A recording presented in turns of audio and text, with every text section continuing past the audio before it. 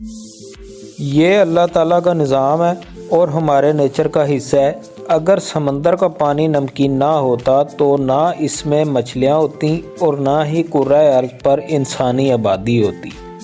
नमकीन पानी की वजह से समंदर का पानी सड़ता नहीं है, इसमें बदबू पैदा नहीं होती।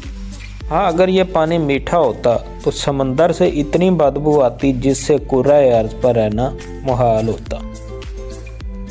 नाज़रीन, ज़ेरे नज़र वीडियो में मैं आज कुछ ऐसे हक़ाइक़ से पर्दा उठाने जा रहा हूँ जिनके मुतल्लिक़ यकीनन आप आज तक ला इल्म थे।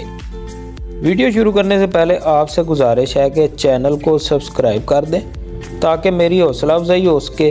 वीडियो पसंद आने की सूरत में अपने दोस्तों को लाजमी शेयर करें। नाज़रीन, समंदरी पानी के नमकीन होने की सबसे बड़ी वजह समंदर में मौजूद नमक के ज़राए हैं। सब